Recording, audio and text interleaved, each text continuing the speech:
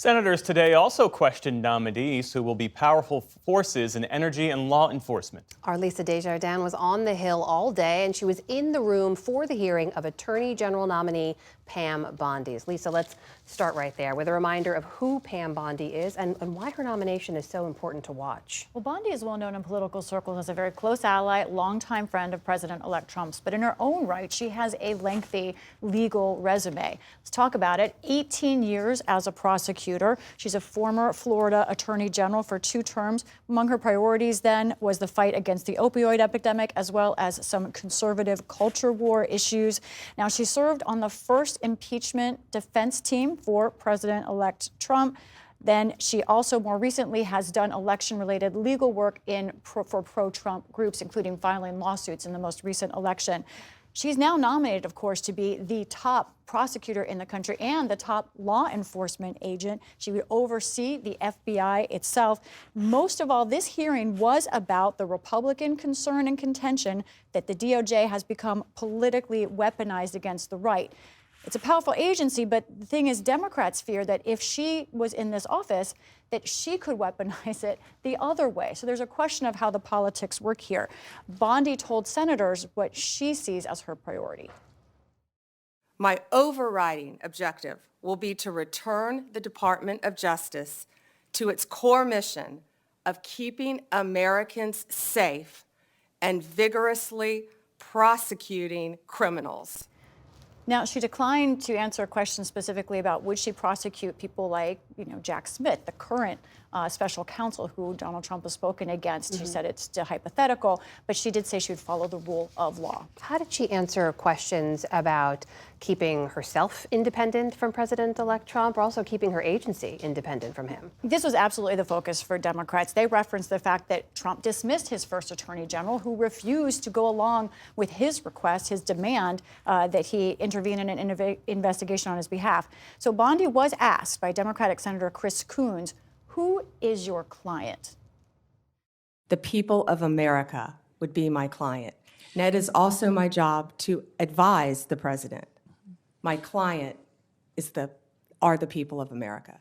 Is President-elect Trump eligible to run for another term as president in 2028? No, Senator, not unless they change the Constitution. That was really her primary area of disagreement with Trump. She didn't really talk about the independence of the agency very much. She kept saying she would follow the law. She would not answer a question over a hypothetical illegal order from Trump. She said she didn't expect one, again, that she would follow the rule of law. What about specific issues that deal with that rule of law, things around January 6th, also this issue of the potential targeting of Mr. Trump's political opponents? Yeah, she was asked especially about Trump's nominee for the FBI, Director Kash Patel, who has in a memoir listed people he says who are, what is his wording, deep state members of the government. Bondi did 2 things, notably. She defended Kash Patel, and she said she doesn't think that's an enemies list. And she did say there will be no enemies list at the DOJ if she is confirmed. Now, she, of course, has been herself involved in raising claims of election fraud that, of course, unproven. She was an election denier about 2020. She was asked about the question, did Donald Trump lose the 2020 election? Here's her answer.